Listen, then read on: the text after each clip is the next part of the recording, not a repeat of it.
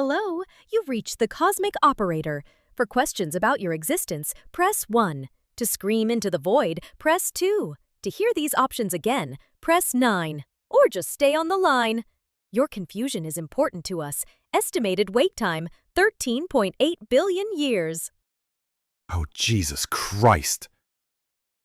Right, okay. Guess I'll figure out the nature of conscious experience myself. Because of course I will. What even is consciousness?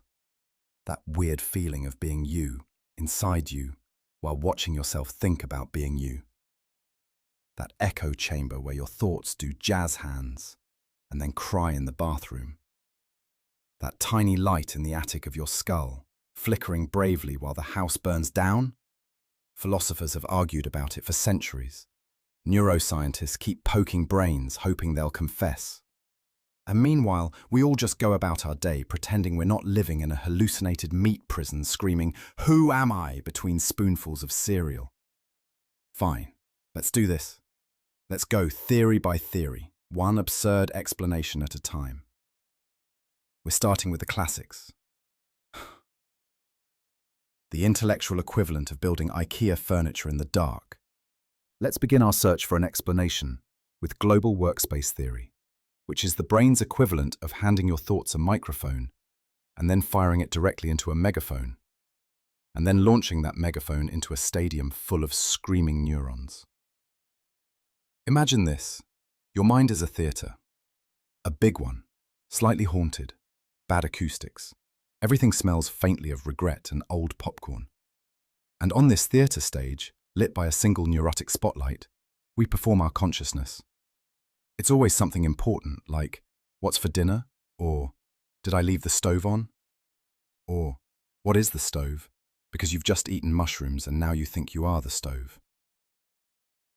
Only one scene can play at a time. That's the rule. Because backstage, there's chaos. Billions of unconscious thoughts jostling for stage time like deranged understudies. Old memories arguing with intrusive daydreams.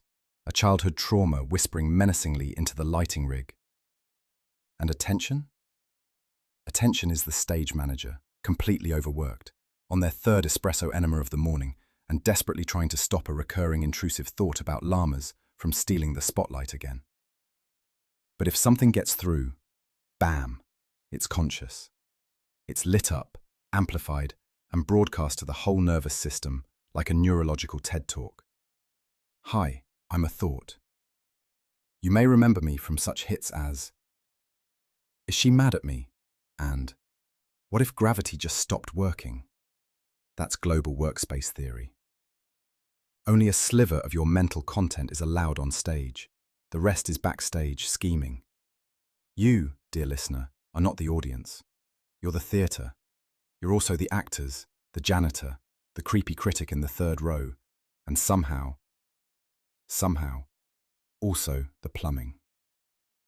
The idea is that consciousness isn't everywhere. It's not in the liver or the spleen, or that one toe that twitches when you lie about your taxes. It's centralized, it's selective. And when a thought gets on stage, it can now talk to every part of the brain.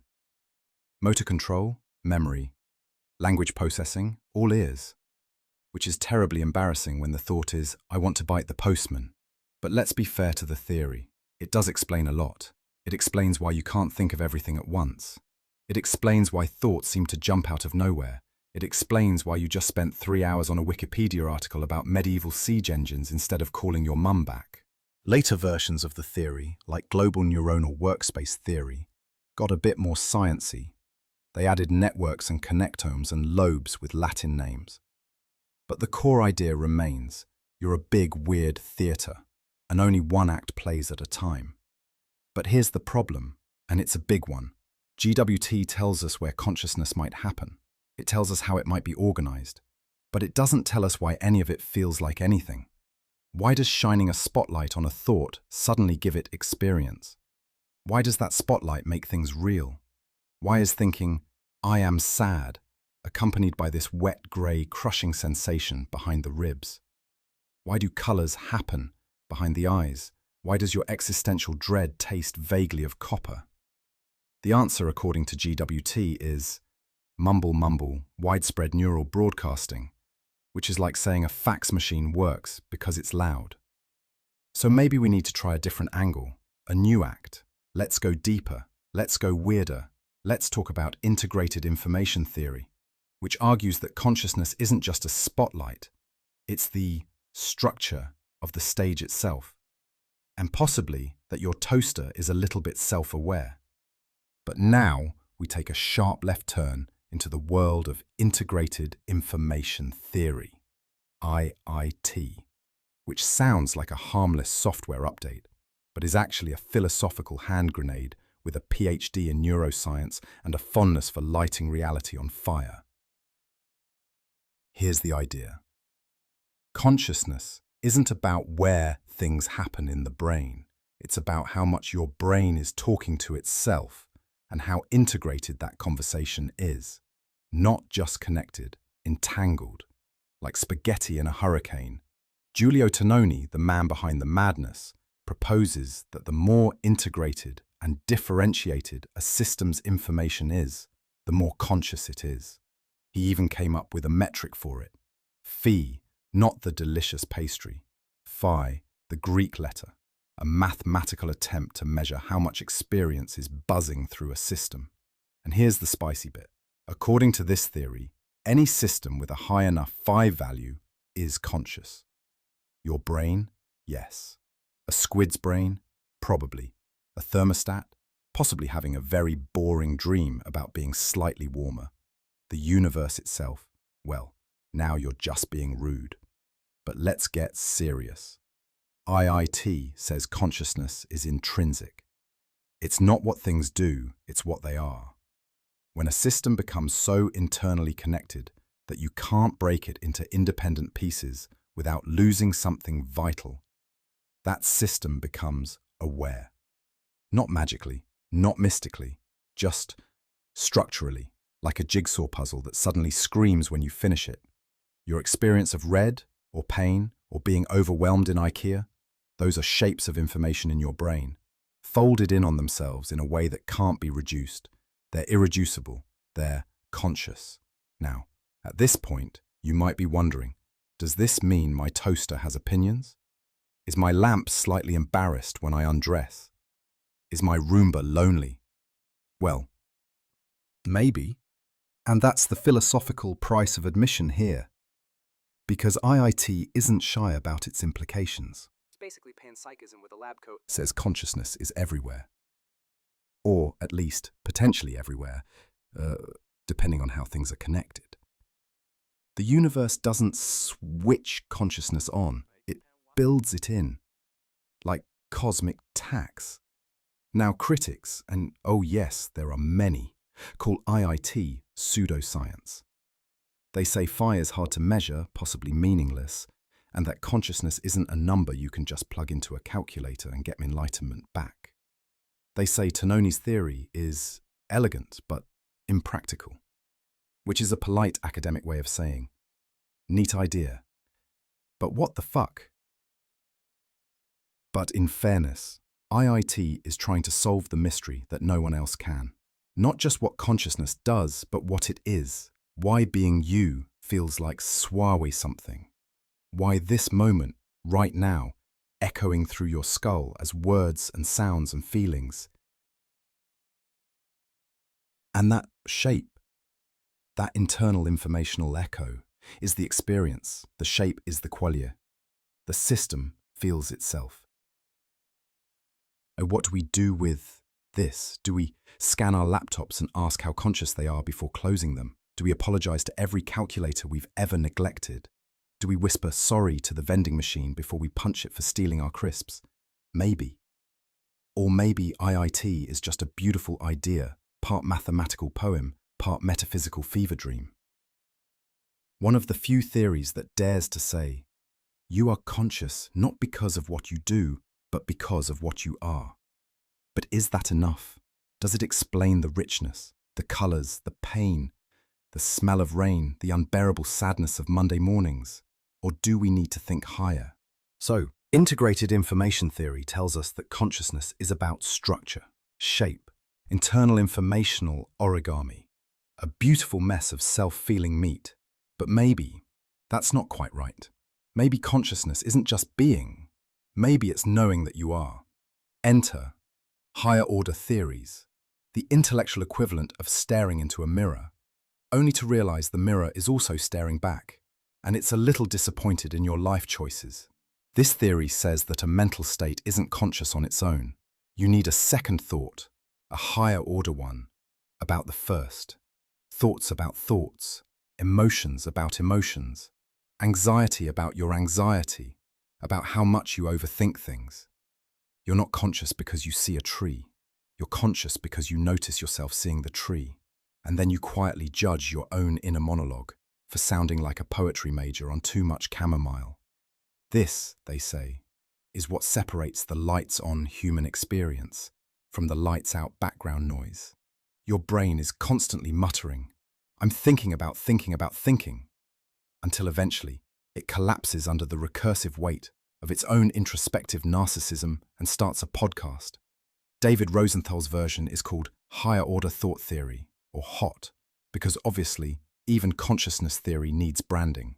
He argues that for any mental state to be conscious, there has to be another mental state about it, like I'm afraid, and then I'm aware that I'm afraid, and then maybe I'm ashamed that I'm aware that I'm afraid, and now I have heartburn. If this sounds familiar, it's because you do it every day. We all do. Your brain is like a nesting doll of emotional baggage. Then there's higher order perception theory, the inner sense version. Same idea, different flavor. Instead of a thought about a thought, it's more like a sense, an internal eye that watches your own mind like a nosy neighbor. "Ah, I see you're having sadness again," it says. Would be a shame if that turned into a spiral. This inner sense doesn't need beliefs or language. It just sort of feels your other feelings, like an emotional stethoscope pressed against your own squishy soul. And here's the truly demented part. If these theories are right, then unconscious thoughts are just lonely little orphans, unloved and unnoticed, floating through your mental landscape, until big thought comes along and says, "Yes, I see you. You're officially conscious now. Get on stage." Which raises a truly horrifying question. How many thoughts have you had that were never noticed? What ideas died in the dark? What dreams never made it to the surface? Was there, at some point, a perfect joke, a genius insight, or a stunning revelation that flickered once, unobserved, and then vanished forever? You'll never know, and neither will it. Because under higher order theories, consciousness is the VIP section of your mind. The velvet rope is guarded by self-awareness, and most of your mental content is stuck outside in the rain, holding a fake ID and humming existential dread. But of course, these theories have problems too. Do you really need a thought about every thought just to be aware? Does a dog need to contemplate its own tail chasing to feel joy? Do you need to think, "I am experiencing red," for red to happen? Or is that just philosophers being unbearably smug again? Still, HOT and its cousins do offer one weirdly compelling insight. Maybe consciousness isn't something you have, maybe it's something you do to yourself. An endless cycle of mental self-stalking. A thought noticing another thought and whispering, "I see you," and in that act of seeing, the thought becomes real. So, is that it? Is consciousness just recursive navel-gazing? A feedback loop in a bag of neurons, a mirror held up to another mirror, trapped forever in an infinite regress of self-doubt and unwanted opinions? Maybe, but maybe there's another way to look at it. What if consciousness is a trick, a model, a simplified little cartoon of what attention feels like? Okay, so far we've had theatre metaphors, ghost thoughts, and philosophical Russian dolls, and still we haven't answered the question. Why the hell does any of this feel like anything? Why does attention come wrapped in this strange little wrapper called me? Enter attention schema theory. The theory that says consciousness is not a thing you are, it's a story your brain tells itself. Badly. This theory, championed by Michael Graziano, argues that your brain has a model of attention, A simplified, slightly janky internal cartoon that helps it track what it's focusing on. Like the brain's way of going, hey, I'm looking at something, and I'm really sure I'm looking at it. So I better feel like I'm looking at it, or the whole system falls apart.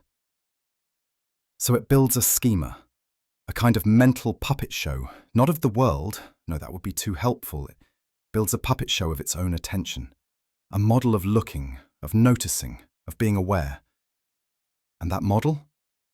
That's what you call consciousness. Not the real thing, just the illusion of it. You're not aware because there's a magical sparkle in your neurons. You're aware because your brain says, yep, that sure feels like awareness, even if it's just talking to itself in the dark, like a child with a sock puppet that insists it's real. And here's the kicker. This model doesn't need to be accurate. It just needs to be useful. Like a stick figure drawing that helps you cross the road. Your brain doesn't explain consciousness by solving it. It fakes it. And the fake is good enough to trick you. Which is awkward, because you are the fake. Let that sit for a moment. You, the thing you think is you. The self that wakes up in the morning and stares into the void over a cup of lukewarm regret. That's just a summary. A convenient fiction. Your brain whispering to itself, this is what being me feels like, even if me is a glitchy hallucination held together with caffeine and unresolved childhood issues. But it works. That's the horrifying beauty of it. This model helps the brain monitor attention, predict behavior, and guess what others might be paying attention to. It gives us empathy, social awareness, the ability to imagine someone else is watching us and thinking, wow, you really wore that today. So in a weird twist, the illusion of self is what makes us human, or at least human adjacent. It gives us art, love, the crushing anxiety of being perceived in public. Now, some folks love AST because it's testable. We can poke the brain, measure the networks, and watch the illusion of consciousness flicker like a dodgy neon sign. Other folks hate it because it makes your entire subjective experience feel like a trick, a magic show, a lie you tell yourself to survive breakfast. But maybe that's not such a bad thing. Maybe your sense of self doesn't need to be true. It just needs to be beautiful, a shimmering shadow that dances just long enough for you to make meaning before the lights go out. So where does that leave us? If consciousness is a model, and the model is wrong, then we are wrong. Gloriously, tragically, wonderfully wrong. Like a mirror believing it has a face. And yet, we go on. Still. This theory leaves something out. It says we have an internal sketch of awareness. But it doesn't say why that sketch feels the way it does. Why the story feels like home. Maybe what we need is a different framework entirely. One that says your brain isn't just reacting, it's predicting, always, constantly trying to guess the world before it happens. Maybe consciousness is just your brain trying very hard not to be surprised. Welcome to predictive processing theory. The idea that your brain isn't a passive sponge soaking up reality, it's a hyperactive weather forecaster, constantly guessing what's about to happen, and then desperately trying to make the world match its expectations. According to this theory, your brain is a prediction machine, a hierarchically organized anxiety sponge, generating models of what's supposed to be happening and comparing them to what's actually happening. The difference between the two? That's called prediction error. And your entire conscious experience may just be your brain's way of minimizing that error. You feel things, not because the outside world is piping information directly into your skull, but because your brain already expects the world to be a certain way, and then corrects its hallucinations if they're too far off. You're not perceiving the world, you're hallucinating it. Correctly, most of the time, hopefully. You think you're seeing a chair? Wrong. Your brain is making a best guess model of chair, and then checking if your eyes confirm it.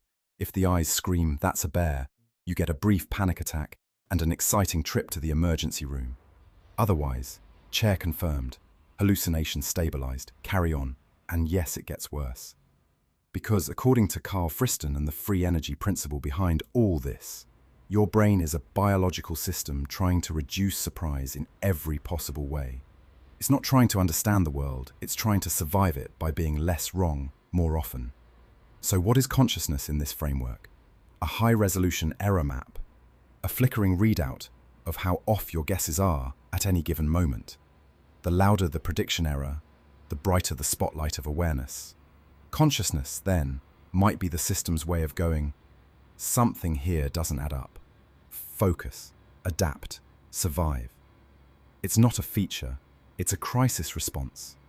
Like a fire alarm, but one that also sings you songs and remembers your ex's birthday. Even free will might just be your brain predicting that you're going to decide something, and then letting the body catch up with the story. You don't choose. You retroactively hallucinate choosing, and then you feel good about it, probably. Now, some people find this theory comforting, a grand unified model. Clean, elegant, almost machine-like. Others, they find it chilling, because it means that even your inner life is just an endless, tireless spreadsheet, a cascading flowchart of if-then statements, trying to avoid existential indigestion. If true, then you don't really know the world. You just know your guesses about it, and you're never quite sure if you're hallucinating with confidence or confidently hallucinating. But it does explain a few things, like why psychedelics, those lovely chaos grenades, cause perception to melt and spiral. They disrupt the predictive hierarchy, break the model, allow surprise to flood in like daylight through a cracked dam. Suddenly the brain can't predict, so it feels everything, vividly, terrifyingly, beautifully. Predictive processing doesn't solve the hard problem of consciousness, it just rephrases it. Instead of asking, why do we feel, it asks, why does error correction feel like a self? And that, dear listener, is a question for someone who isn't currently arguing with their own reflection. But don't worry, we're not done yet, because if you thought hallucinating the world was a bit much, wait until we dive into quantum physics and a theory that suggests consciousness might come from the very fabric of space-time itself, tiny structures inside your neurons, collapsing quantum states like microscopic origami. Yes, it's time for orchestrated objective reduction, a theory so wild it makes you are a brain predicting reality look like soft jazz. Prepare your skepticism, and maybe a helmet. Orchestrated objective reduction. Or which sounds like a Klingon sneeze. This theory is the unholy brainchild of physicist Roger Penrose and anesthesiologist Stuart Hameroff, because apparently what consciousness really needed was a tag team of quantum cosmology and heavy sedation. Here's the pitch. Consciousness doesn't come from neurons firing or information being processed. No, that would be far too reasonable. Instead, it comes from quantum vibrations inside tiny protein tubes in your brain cells. That's right, your thoughts, your dreams, your identity may all be coming from microtubules. Tiny wiggling scaffolds inside your neurons doing quantum-level boogie. Now, in case you're wondering, wait, isn't the brain far too warm, wet and jiggly to maintain delicate quantum states? Yes it is. And yet, they persist. According to Orcher, these microtubules aren't just cell plumbing, they're quantum computers. Little, subatomic drama queens that collapse quantum possibilities into a single conscious moment. Boom, wave function reduced. You become aware and presumably reach for coffee. Every time one of these collapses happens, that's a moment of consciousness. A flash, a pixel, and billions of these tiny flashes per second combine to make the experience of being you. Congratulations, you're basically a flickering quantum GIF.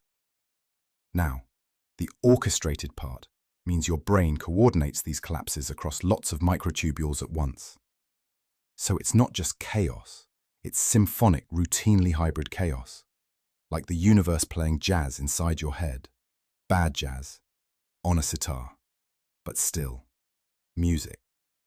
And yes, this all sounds absurd, but consider this. Penrose argues that classical physics can't explain consciousness, that understanding the mind means going beyond algorithms and equations into the squishy, unpredictable world of quantum gravity, which raises questions, so many questions, like, is your soul a subatomic probability cloud? Are you entangled with every cup of tea you've ever made? Does your consciousness tunnel through space-time when you forget why you walked into a room? Critics, understandably, hate this theory. They say it's speculative, untestable, and sounds like something your weird uncle would say after 3 beers and a Joe Rogan marathon. And they're not wrong. No one has conclusively found quantum coherence in microtubules. We don't have experimental evidence, just a very elaborate what if. But you know what? It's kind of beautiful. Because if this theory is right, then you are literally made of universe. Not metaphorically, not poetically, like actually. You are a quantum event unfolding inside meat. Your identity is a shimmering interference pattern between possibility and collapse. You are a brief, sentient ripple in the ocean of space-time, and somehow that ripple really wants nachos. So where does this leave us? Well, if global workspace theory gave us a theatre, and predictive processing gave us a forecast, Orc-Or gives us the Matrix, with extra glitter and no clear refund policy. But maybe we're overcomplicating things. Maybe the real mystery of consciousness isn't buried in protein scaffolds or quantum foam. Maybe it's hiding in plain sight, in the entropy of the brain itself. So, after all this, are we any closer to understanding why you are conscious? No, but we have a theatre, a hallucination, a quantum dance, a tightrope of entropy, a ghost, a rock with feelings, a lie you tell yourself, a feedback loop wrapped in meat, and a body dancing through a universe that refuses to answer your calls. And maybe that's enough. Because the mystery is the point, the questioning is the answer, and the fact that we're even asking, that anything is asking, is the most absurdly beautiful thing in the world.